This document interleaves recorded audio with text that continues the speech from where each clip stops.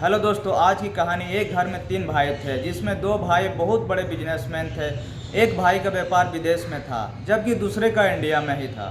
काफ़ी बड़ा व्यापार था और इन दोनों का एक ही छोटा भाई था, जिसका नाम संजीत था।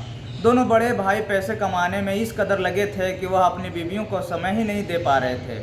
उनकी पत्नियां अक्सर दे पा रहे थे। उनकी पत्नियां अपने पतियों से खुश नहीं थी। अब यह दोनों भाभियां दूसरे मर्दों में प्यार ढूंढने लगी थी। उनको लगने लगा था कि उनके जीवन में भी कोई हो जो उनको पूर्ण रूप से संतुष्ट रखे, उसको खुश रखे। फिर यह दोनों भाभियां अपने देवर के साथ नज़दीकियां बढ़ाने लगती है और अपनी ज़रूरतें देवर के साथ पूरी करने लगती है। पूरी कहानी दोस्तों अभी आपको सुनाने वाला हूँ। इस कहानी में आप अंत तक बने रहिएगा। इस कहानी में आपको काफ़ी मज़ा आने वाला है और एक बहुत ही अच्छी सीख मिलने वाला है। अगर आप हमारे चैनल पर नए हैं तो मेरे चैनल को सब्सक्राइब कर लीजिए और बेल आइकन को दबा दीजिए, ताकि हर वीडियो आप लोगों तक पहुंचता रहे। संजीव की दोनों भाभियां बहुत ही खूबसूरत थी। बड़ी भाभी का नाम रचना और छोटी भाभी का नाम पायल था। दोनों ही इतनी आकर्षक थी कि कई बार संजीव नीयत उन पर ख़राब थी, क्योंकि उन दोनों का जो शरीर था उनको देखकर कोई भी उनके प्रति आकर्षित हो जाता। और खूबसूरत क्यों ना हो, क्योंकि इतने पैसे वाला का बीवी खूबसूरत ही मिलती है। वह इतनी खूबसूरत थी। संजीव के दोनों भाई का व्यापार बहुत अच्छा था। वह घर में पैसे की कोई कमी नहीं थी।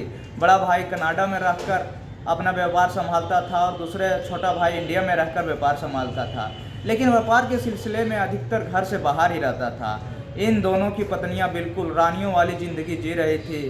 बड़े महल, गाड़ी सब उनके घर में था, लेकिन उनके जीवन में जो सुख वह चाहती थी वह उन्हें मिल नहीं पा रहा था। बड़ी भाभी जिसका नाम अर्चना था, उनका पति पिछले 4 सालों से इंडिया नहीं आया था। बस वह फ़ोन पर ही उससे बात किया करता था और पैसे भेज दिया करता था। इधर अर्चना अपने पति से हमेशा कहा करती कि 4 साल हो गए हैं और आप एक बार भी मुझसे मिलने नहीं आए हैं। तभी अर्चना का पति बहाने बना दिया करता था।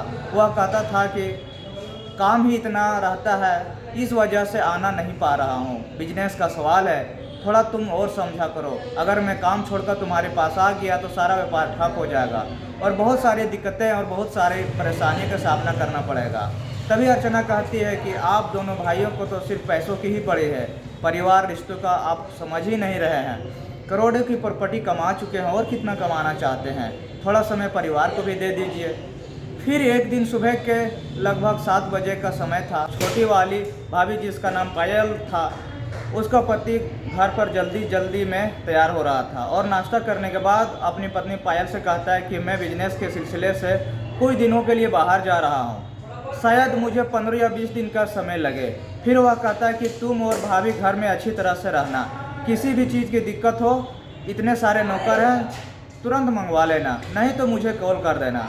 वह यह कहते हुए घर से बाहर निकलता है और तुरंत लौटकर वापस आता है और अपनी पत्नी से कहता है, एक बात बताना मैं भूल गया, मेरा छोटा भाई संजीव जो कि पढ़ाई करने के लिए विदेश गया हुआ था, वह आ रहा है और कुछ दिन यहाँ रुकेगा। फिर वह दूसरे वाले ऑफिस की ब्रांच को संभालेगा और यहाँ से चला जाएगा। तब तक तुम लोग उसका ख्याल रखना, उसको कोई दिक्कत परेशानी ना हो। इतना कहते हुए पायल का पति चला जाता है और जब अगला दिन आता है तो पायल किचन में अपने लिए कॉफ़ी बना रही थी। तभी डोरबेल बजती है। जब वह दरवाजे पर पहुंचती तो देखती कि सामने उसका देवर संजीव खड़ा हुआ था, जो कि अब देखने में बहुत ही आकर्षक और सुंदर और अच्छी पर्सनैलिटी का लड़का लग रहा था। कुछ देर तक पायल संजीव को देखती रहती है और संजीव भी अपनी भाभी को लगातार देखते जा रहा था। दोनों लोग के मन में इस समय एक दूसरे के प्रति कुछ संभावनाएं जागृत हो गई थी। पायल उसे देखकर अपने दिल बहुत खुश हो जाती गई और संजीव भी अब इतनी सुंदर भाभी को सामने खड़े देखकर अपने मन में काफ़ी कुछ सोचने लगा था। तभी पायल कहती कि संजीव, तुम तो एकदम से बदल गए, कितने हैंडसम लग रहे हो, बिल्कुल किसी मॉडल या फिल्म स्टार की तरह। चलो जल्दी से अंदर आओ, हाथ मुंह धो लो। पायल उसका हाथ पकड़कर उसे अंदर ले जाती है और उसे सोफे पर बैठने को कहती है। उसके बाद जो पायल होता है, संजीव सोफे पर बैठ जाता है और पायल उसके लिए जूस लेने चली जाती है। तभी उसकी बड़ी भाभी आती है और जब वह संजीव को देखती है तो वह भी उसको लगातार हैरान हो जाती है, देखने लगती है। इतनी देर में पायल जूस लेकर आ जाती है और संजीव से कहती है, यह लो जूस पियो। संजीव जूस पी रहा था तो यह दोनों भाभियाँ उसको लगातार घूरे जा रहे थे। और अब इन दोनों ने अपने मन में सोच लिया था कि अब अगला शिकार यही होगा, जो हमारी ज़रूरत है वह हम संजीव से ही पूरा करेंगे, क्योंकि इन लोगों ने संजीव को एक ही नज़र में पसंद कर लिया था और संजीव भी इनको लगातार देखे जा रहा था। लेकिन दोनों भाभियाँ एक दूसरे से इस बारे में कुछ कह नहीं रहे थे। उसके बाद पायल उसे कमरे में लेकर जाती है और उसको कमरा दिखाती है। पायल संजीव से कहती है कि तुम थोड़ी देर आराम करो और उसको कमरा दिखाती है। पायल संजीव से कहती है कि तुम थोड़ी देर आराम करो, तब तक मैं तुम्हारे लिए नाश्ता बना रही हूँ। पायल नाश्ता रेडी करके संजीव को आवाज़ देती है। संजीव और पायल बैठकर नाश्ता कर रहे थे और दोनों एक दूसरे से काफ़ी हंसी मजाक कर रहे थे। लेकिन उस समय अर्चना अपने कमरे में कुछ काम कर रही थी और कुछ देर बाद भी वह भी आ जाती है। और जब वह देखती है कि संजीव और पायल एक दूसरे के साथ हंसी मजाक कर रहे हैं तो यह देखकर अर्चना को काफ़ी गुस्सा आ जाता है। उसे अंदर ही अंदर बहुत जलन हो रहे थे। फिर वह भी आकर बैठ जाती है और उन लोगों से कहने लगती है कि आखिर इतनी हंसी मजाक किस बात को लेकर चल रही है। तभी संजीव कहता है कि भाभी कुछ नहीं, बस ऐसे ही, आप भी बैठिए और नाश्ता कर लीजिए। उसके बाद तीनों बैठकर वहीं पर नाश्ता करने लगे, दोनों भाभी और एक देवर। नाश्ता करते समय ही अर्चना संजीव से कहने लगता है, संजीव एक बात बताओ, हम दोनों में ज़्यादा खूबसूरत कौन है। यह बात सुनकर संजीव थोड़ा परेशान हो जाता है। वह कहता है कि भाभी यह आप कैसा सवाल कर रहे हैं, आप दोनों ही बहुत खूबसूरत हैं, मुझे तो आप दोनों ही बहुत पसंद हैं, आप ऐसा सवाल क्यों कर रहे हैं। फिर संजीव दोनों भाभियों की तारीफ में मीठी मीठी बातें करने लगता है और इसी तरह संजीव दोनों को अपनी बातों में रिझा लेता है। अब दोनों भाभी संजीव की बातों से काफ़ी खुश हो जा रही थी और दोनों संजीव की तरफ देखने लगती है। और इधर संजीव भी समझ गया था कि दोनों भाभी उससे क्या चाह रही है। अगले दिन अर्चना अपने कमरे में साड़ी बदल रही थी। उसके कमरे का दरवाज़ा खुला हुआ था। तभी संजीव उसके दरवाजे के सामने से गुजरता है और उसकी नज़र अंदर अपनी भाभी पर पड़ जाती है और वह देखने लगता है कि तभी उसकी भाभी की नज़र संजीव पर पड़ जाता है। दोस्तों यह देखने के बाद संजीव डर जाता है। तभी उसकी भाभी उसे आवाज़ देती है और कहती है कि संजीव बाहर खड़े होकर क्या कर रहे हो, अंदर आओ। तभी संजीव अंदर जाकर भाभी से कहता है, भाभी मैं आपको देख नहीं रहा था, बस एकदम से मेरी निगाहें पड़ गई, तभी आपने मुझे देख लिया, उसके लिए आप मुझे माफ़ कर दीजिए। आपकी ये साड़ी बहुत अच्छी लग रही है और आप पर काफ़ी सूट भी कर रहा है, इसलिए मैं यह देखने लगा था।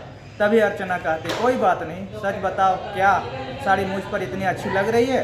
तभी संजीव कहता है कि हाँ भाभी, सच में यह साड़ी आप पर बहुत अच्छी जच रही है और उस दिन मैं आपको यह नहीं बता पाया था क्योंकि दूसरी भाभी सामने थी, लेकिन आज मैं आपको बता रही हूँ, आप छोटी भाभी से ज़्यादा सुंदर मुझे लगती है।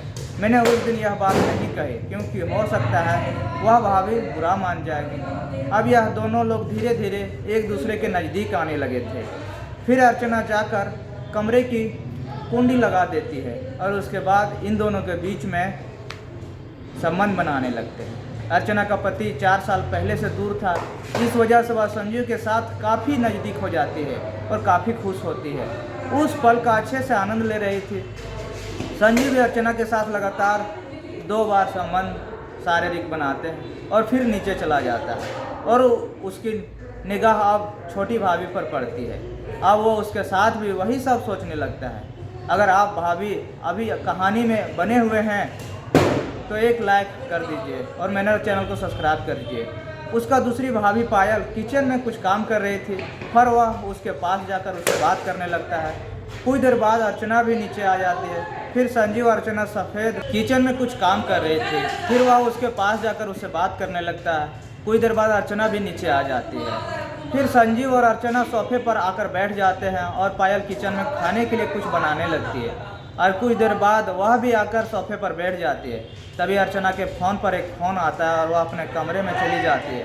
तभी पायल संजीव से कहने लगती है कि देवर जी, शादी का क्या प्लान है। तो संजीव कहता है कि भाभी अभी शादी का कोई प्लान नहीं है क्योंकि अभी मैंने इस बारे में सोचा ही नहीं है। तो पायल कहती है ऐसा क्यों।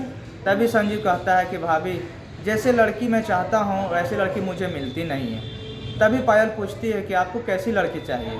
तभी संजीव कहता है कि भाभी मुझे आपकी जैसी लड़की चाहिए। अगर आपके जैसी लड़की मुझे मिल जाए तो मैं उसे शादी कर लूँगा। अब इस बात से पायल बहुत खुश हो जाती है और इसके मन में उमंगें जागने लगती है। फिर वह धीरे धीरे संजीव के नज़दीक आकर बैठने लगती है। दोस्तों, फिर इन दोनों के बीच में नज़दीकियाँ बढ़ती है, इतनी बढ़ जाती है कि ये दोनों लोग वही उस हाल में सोफे पर ही संबंध स्थापित करने लगते हैं। संजीव पायल से भी यही बात बोलता है कि भाभी, उस दिन जब उन्होंने पूछा था तो मैं उन दोनों को खूबसूरत बताया था, लेकिन मुझे आप ज़्यादा पसंद है। उस दिन मैं ऐसे ही कह दिया था ताकि बड़ी भाभी को बुरा ना माने, जबकि उनसे ज़्यादा खूबसूरत तो आप हैं। मैं आपके जैसे ही लड़की चाह रहा हूँ। इस तरह की बातें करके वह अपने भाभी को और ज़्यादा अपनी तरफ अट्रैक्ट कर रहा था। तभी पायल कहती है कि अब मैं तुम्हारी हूँ, तुम चाहो जैसे मेरे साथ कुछ भी कर सकते हो। इन दोनों के बीच लगभग 2 घंटे तक यही सब चलता है और यह सब लोग अपने कमरे में सोने के लिए चले जाते हैं। पायल अपने कमरे में लेटे हुए संजीव के ख्यालों में ही खोई हुई थी और वहीं सब सोच रही थी। इधर अर्चना भी अपने कमरे में लेटे हुए संजीव के बारे में ही सोच रहे थे। इन दोनों की आंखों के सामने ही सब दृश्य बार बार घूम रहे थे और यह दोनों अपने आप को काफ़ी आनंदित महसूस कर रहे थे। तभी कुछ देर बाद पायल के फ़ोन पर एक नोटिफिकेशन आता है जिसमें उसकी एक वीडियो दिखाई देती है। जैसे ही वो वीडियो को डाउनलोड करके देखती है तो उसके पैरों तले ज़मीन खिसक जाती है, उसका शरीर एकदम कांपने लगता है। तभी उसके पति का फ़ोन आता है और वह उसे कहता है कि पायल, बहुत दिन हो गए मैं घर पर आया नहीं हूँ, बस ऑफिस का काम निपटाने वाला हूँ और मैं आने ही वाला हूँ। इतनी बात होते ही और फिर फ़ोन कट जाता है। लेकिन उस वीडियो को देखने के बाद पायल की नींद उड़ चुकी थी। वह काफ़ी देर तक कमरे में इधर उधर घूम रही थी और उसको किसी भी प्रकार से चैन नहीं पड़ रहा था। फिर वह नीचे उतर कर आती है हॉल रूम में। वह देखते कि वहाँ उसकी जेठानी अर्चना पहले से ही सोफे पर बैठी हुई थी और वह भी काफ़ी परेशान लग रही थी। अर्चना पायल को देखकर उसे कहने लगती है कि क्या हुआ पायल, क्या तुम्हें नींद नहीं आ रही है? इतनी रात को तुम यहाँ पर क्या कर रही हो? तभी पायल कहती कि ऐसी कोई बात नहीं है, बस मुझे नींद नहीं आ रही थी इसलिए मैं यहाँ पर आकर बैठ गई। तभी अर्चना कहने लगती कि तुम्हारा चेहरा बता रहा है कि कुछ तो बात है। तभी अर्चना पायल से कहती है कि क्या तुमने आकाश के साथ कुछ किया तो नहीं? जो है यह बात सुनकर पायल चौंक जाती है और अर्चना से कहने लगती है कि दीदी, कहीं आपने भी तो उसके साथ कुछ तो नहीं किया? उसके बाद दोनों अपनी वीडियो दिखाती है और आपस में बात करने लगती है। आखिर यह वीडियो किसने बनाया है और इस तरह का कार्य कौन हमारे साथ कर रहा है? दोनों भाभियाँ इसी बारे में बात कर रही थी। तभी संजीव वहाँ पर आ जाता है और कहता है कि क्या बात है, आज हमारे दोनों भाभियों को नींद क्यों नहीं आ रही है? आप दोनों एक साथ परेशान क्यों बैठी हुई है? दोनों भाभियाँ हैरान वाली नज़र से संजीव को देखने लगती है। तभी संजीव कहता है कि आप दोनों ज़्यादा परेशान मत होइए, वह वीडियो मैंने ही बनाया है और मैंने ही आप दोनों को फ़ोन में भेजा है। उसके बाद दोनों भाभियाँ को बहुत गुस्सा आ जाता है और संजीव से कहती है कि संजीव, तुमने हम दोनों के साथ ऐसा क्यों किया? तुम्हें जो चाहिए था वह तो तुम्हें मिल ही रहा था, फिर तुमने ऐसा क्यों किया? तभी संजीव कहता है कि जो आप मुझे चाह रही है वह आपको मिल है, लेकिन मुझे जो चाहिए था वह मुझे अब तक नहीं मिला है। तभी दोनों भाभियाँ कहते हैं कि तुम्हें क्या चाहिए? तो संजीव कहता है कि अगर आप चाहते हैं कि यह वीडियो किसी के पास ना जाए और यह वीडियो मैं किसी को ना दिखाऊं, तो आप दोनों एक साथ मेरे साथ संबंध बनाइए, क्योंकि आप लोग को दोनों के साथ में बनाना चाहता हूँ। मेरा वीडियो बनाने का मकसद यही था, क्योंकि आप दोनों भाभियाँ मुझे बहुत पसंद हो और मैं आप दोनों के साथ एक साथ शारीरिक संबंध बनाना चाहता हूँ। यह सुनकर दोनों चौंक जाती है और फिर संजीव कहे अनुसार उसके साथ कमरे में चली जाती है। फिर यह लोग पूरी रात एक साथ गुजारते हैं और उसके बाद यही सिलसिला इन लोगों के बीच लगातार शुरू हो गया था। लेकिन कुछ दिनों के बाद संजीव अपनी भाभियों से कहता है कि मेरे 2 दोस्त भी घर पर आ रहे हैं और आपको उनके साथ भी वही सब करना है जो आप मेरे साथ करती हैं। यह सुनकर दोनों भाभियाँ काफ़ी गुस्से में आ जाती है और संजीव को मौत के घाट उतार देती है। उसके बाद सेशन कोर्ट में उनके ऊपर मुकदमा चलाया जाता है और फिर इस वीडियो के द्वारा उन दोनों लोगों को राज खुलता है। इस कहानी से यही सीख मिलती है कि पारिवारिक रिश्ते में ज़्यादा दूरियां भी अच्छी नहीं रहती, अपनी नज़दीकियां भी ज़्यादा अच्छी नहीं रहती। परिवार को समय देना भी ज़रूरी है। यदि इन दोनों के पति अपनी पत्नियों को समय दे रहे होते तो शायद यह घटना नहीं घटता, यह कदम नहीं उठाती। और दोस्तों, यह कहानी से आप लोगों को क्या सीख मिला होगा, आप लोग कमेंट करके ज़रूर बताइएगा। संजीव भी आज जीवित होता, संजीव को भी अपनी भाभीयों के साथ इस तरह का रिलेशनशिप नहीं बनाना चाहिए था, क्योंकि रिश्ते में भाभी तो भाभी समान होती है। लेकिन दोनों तरफ से गलती थी, दोनों ही लोग एक दूसरे के नज़दीक आए थे। इसमें से किसी का सिर्फ उनके पतियों की जो थी, आप पत्नियों से इतना दूरी बनाकर रखते थे।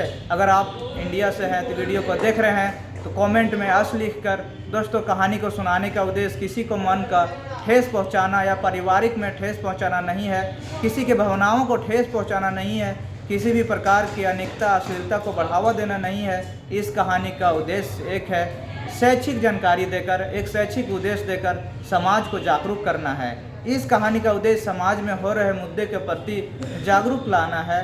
कहानी आपको कैसे लगी कमेंट करके ज़रूर बताइएगा, और वीडियो देखते हैं अगर तो वीडियो को लाइक कर दीजिएगा दोस्तों, क्योंकि वीडियो को लाइक करने के बाद हम लोग को हौसला बढ़ता है। और बोलने या लिखने में कोई त्रुटि हो इसके लिए क्षमा चाहता हूँ। मिलते हैं फिर अगले वीडियो में, तब तक के लिए नमस्कार।